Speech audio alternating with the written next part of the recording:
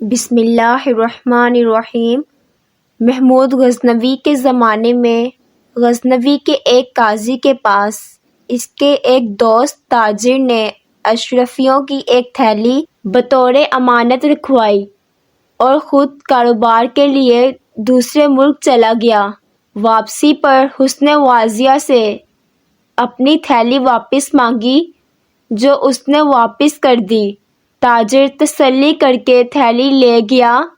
گھر جا کر اس نے تھیلی کھولی تو اشرفیوں کی بجائے اس میں تانبے کے سکے تھے۔ اس نے قاضی کے پاس آ کر کہا، اس میں جو اشرفیاں تھیں وہ کہاں گئیں؟ قاضی نے جواب دیا، بھائی جس طرح تم بند تھیلی دے گئے تھے میں نے اسی طرح تمہارے حوالے کر دی۔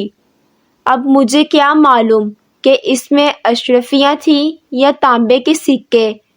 تاجر فریاد لے کر سلطان محمود غزنوی کے پاس گیا اور سارا واقعہ سلطان کو سنا دیا۔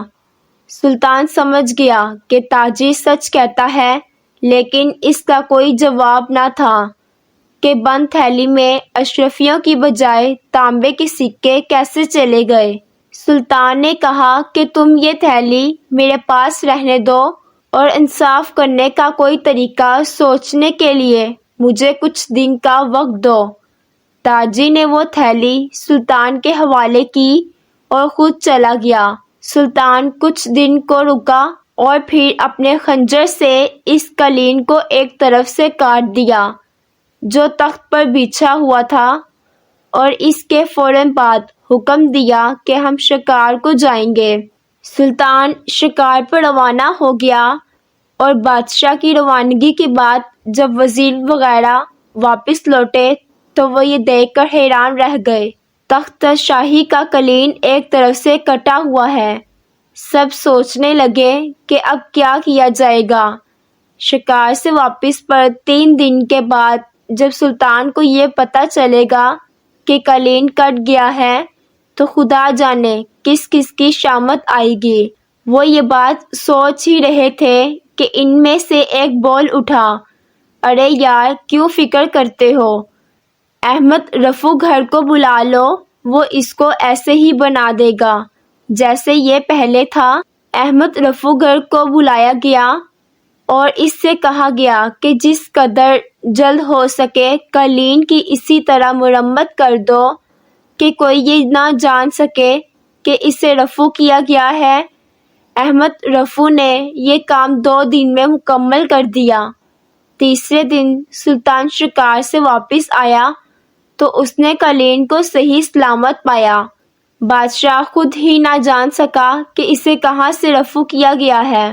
سلطان نے اپنے وزیروں سے کہا، یہ قلین کاٹ کر مرمت کرایا گیا ہے۔ وزیروں نے قسمیں کھائیں کہ عالی جاں ایسا نہیں ہوا۔ اس پر سلطان نے کہا کہ میں نے خود اس قلین کو کاٹا تھا، اور اب بتایا جائے کہ کس نے اسے رفو کیا ہے۔ بادشاہ کو بتایا گیا کہ یہ کام احمد رفو نے کیا ہے۔ سلطان نے احمد کو بلایا اور وہ تھیلی دکھا کر کہا، دیکھو کہیں یہ تھیلی تو تمہارے پاس پہلے رفو کے لیے نہیں آئی تھی؟ پہلے تو احمد نے انکار کر دیا، مگر جب سلطان نے سختی سے پوچھا تو اس نے کہا، جی ہاں یہ تھیلی فلاں قاضی صاحب میرے پاس لائے تھے جس کو میں نے رفو کر دیا تھا۔ بادشاہ نے اسی وقت قاضی کو بلایا اور کہا کہ تاجر کی اشرفیاں فوراً واپس کر دو ورنہ تمہیں سخت سزا دی جائے گی۔ آخر قاضی نے وہ اشرفیاں لا کر بادشاہ کے سامنے پیش کر دی جو بادشاہ نے تاجر کے حوالے کر دی۔ قاضی کے خلاف مقدمہ چلایا گیا اور اسے سزا دے دی گئی۔ اللہ عز و جل ہمیں سچ بولنے کی توفیق عطا فرمائے، آمین۔ ویڈیو اچھی لگی ہے تو لائک کر دیں، چینل پر نئے ہیں تو چینل کو سبسکرائب کریں۔ اگلی ویڈیو تک اجازت دیجیے، اللہ حافظ۔